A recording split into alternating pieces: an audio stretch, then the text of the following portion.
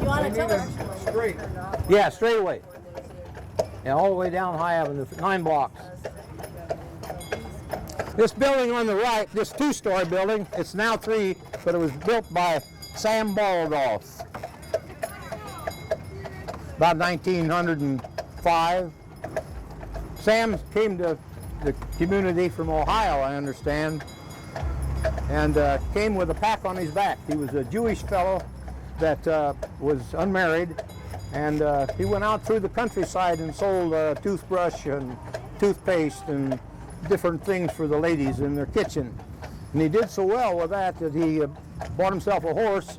Then he put the backpacks on, and he had twice as much plus the 3. He had 3 times, twice again, and did so well there that he bought a wagon, and he really did well.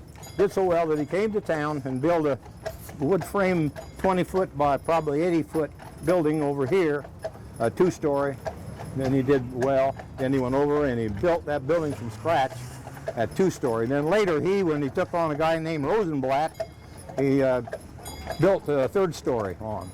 So that's a 2-story plus a thing. And he had the basement and the grade floor and then the 2 stories above and the big department store. And later it was sold, those 2 sold to Oppenheimer also.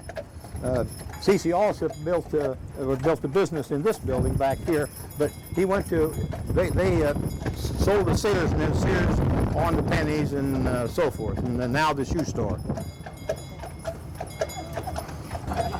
And this is used to be the county jail right here, still is, of course, the law enforcement, and it was a 40-foot by, and the a bunch of guys, a couple of guys, I guess it was, out in the north end of the county was stealing horses. So they brought them in, the sheriff did, and the mob came from, and I hope this is the way my good friend Irma Glatley would tell the story. This is my version of it because I pick up in slideshows. Anyway, the lynch mob came in to take care of these guys, their own form of justice. So as a result of that, the fact that they were coming in, straight away, the fact they were coming in, the sheriff got word of it. He went and got the 2 guys that they had in the jail, took them up to the top of the courthouse, and then when the mob got there, well, what guys? Who are you talking about? Well, those guys were in jail. Oh no, he says, they're not here.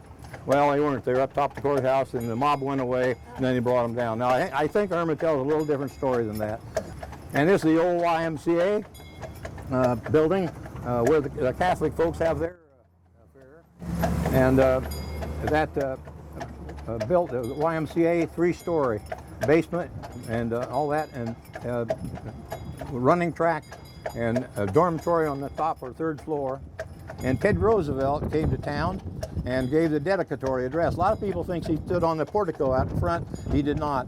He stood up in the buggy in the back of the buggy with the mayor and the 2 councilmen driving the buggy around the square once and then back down. My understanding they came into the Rock Island, but there's a question about that. But we'll let that go. He was here a 2nd time, and that was at the northwest corner of the park when he was running on the Bull Moose Party. And he stayed, it's my understanding, he stayed overnight at that time. He failed that election, incidentally. We're now incidentally coming into the Paradise Block, which is about three blocks long and a block wide, both sides of the street. It's on the National Register of Historic Places. But this building was built in 1960, probably about 1960, maybe 58, something like that, by Northwestern Bell. And they put in their first direct distance dial in Iowa. It's my understanding in Iowa. I know we had it before Des Moines did. And we went in the church basement and had a big blowout paid for by the Northwestern Bell. And then somebody made the first direct distance dial call. He was stabbed by Indian Joe Wabash. And this was a Penn Apartments, and when it went down, It was built by Spencer, the H.L. Spencer. And that's quite a story by itself. So, and there's the vacant lot. This is back then. Information. This is known as one of the oldest houses in town, if not the oldest. When was that house built now? It would had to have been built in about 1850, 55 in that era, circa. They had a second. That's my way of getting out of things for accuracy. But it's supposed to have been. I have a picture of it in 1864, so I know it was there then. Back where we left, there were two tracks, one here and one over here. The only place in town they could pass. There were two trolleys.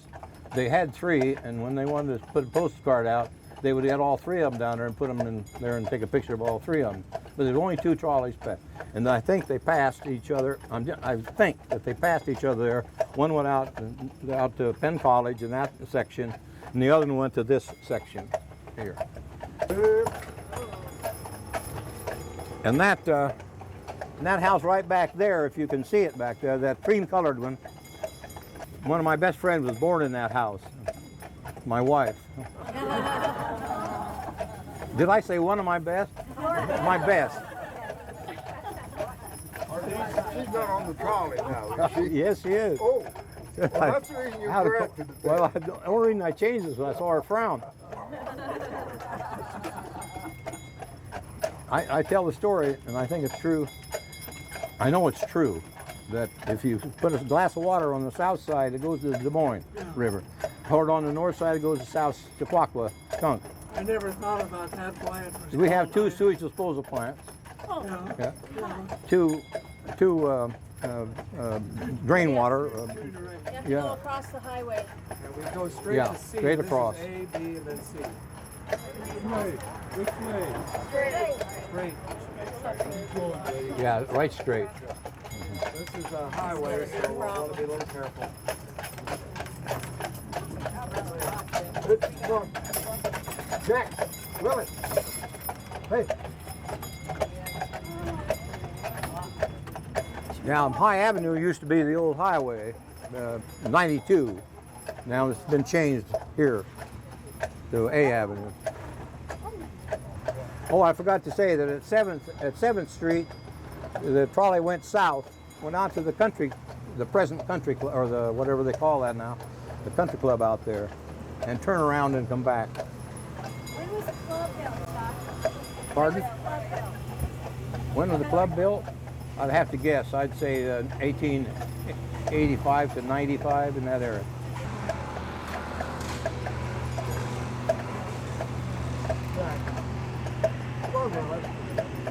Hey. Now I'm going to tell you a story I know is the truth because Pete Porter told me this story. And he doesn't say anything that isn't true. When the first motorized fire trucks came to town in Oskaloosa, the horses, they were nip and tuck. That was the famous horse-drawn fire wagon. So the argument about whether or not they get to a fire as fast as one or the other. So they decided to do that. And so they motorized, lined up that nice shiny machine and be right here, this corner.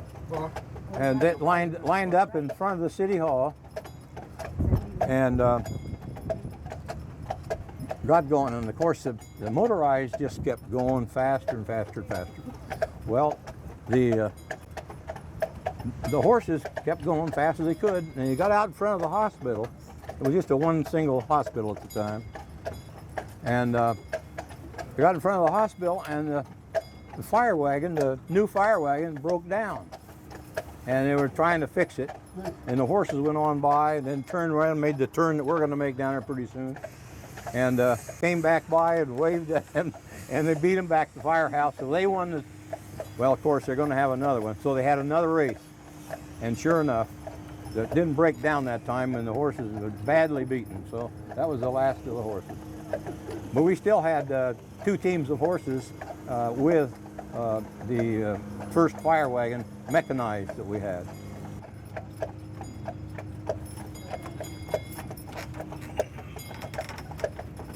This was the person that built this house was the first superintendent of the Carbonata mines out northeast of our town a couple of miles. Who's that? Shepherd or who's that? I forget.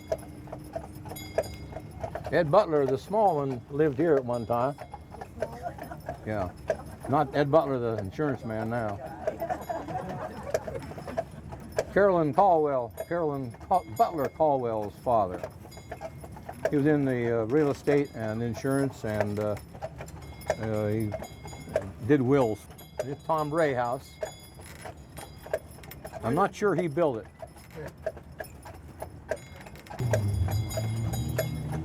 This is the Collison Clinic, and now is the Mahaska Health Center. And the original hospital was built there, called the Oskaloosa Hospital. And the first hospital in Oskaloosa was down in north or southwest of the downtown Oskaloosa, about a block. And right here is where it was, right here. And then later a porch was put on in the tuberculosis days when they thought the fresh air was good for the lungs type thing. And then it served as a hospital at that time. Then a little later they built this addition. I mean this building right here, the brick structure, the 5-story of it. Yeah. And then this was the nurses' quarters over here. And so that was their first addition, you might say, right there. Who built that house? That was always such a nice house. I love that house. Yeah, isn't that a dandy? I don't know much about the house. You know, Amy? Who lived there or anything?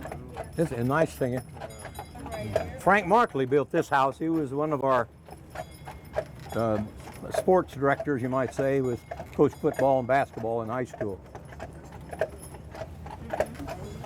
Now we're approaching, I'm not sure who built this house, but John Mull lived here for quite a few years. And this, they call the stone mansion. This is known as Little Mac's house. Little Mac's house. McNeil. He was one of the McNeils.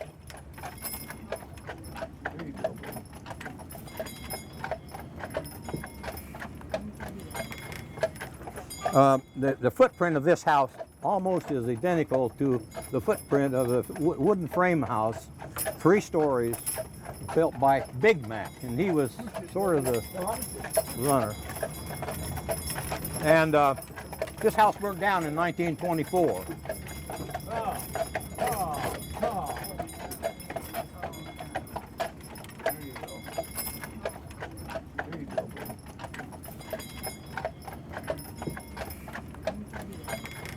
And that's the Frank Lloyd Wright house, built by Jack Lamberson and his wife Alice. Alice just died incidentally. I don't know if you knew Alice. John Van Zetten, Oskaloosa Food Products fellow, built this house. Still in the Van Zetten family.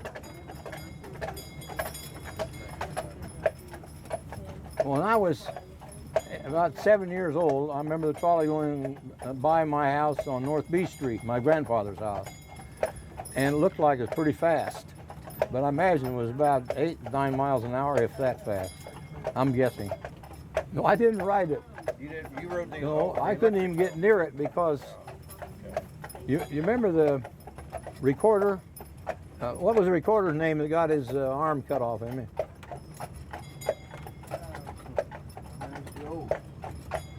that was a long, long time ago. And anyway, he was riding along, talking to his mother on that trolley and a bicycle, and it slipped out from under him. He went under, and it cut his arm off right here. And he's a county recorder for years around here.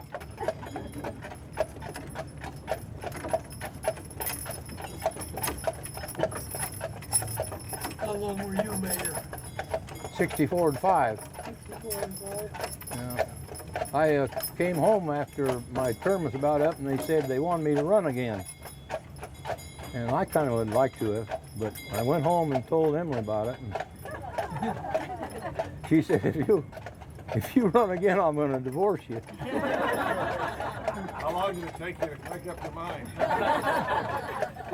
You hit the nail on the head. She kept kind of stammering. She says, well, what do you say? And I said, I'm thinking it over.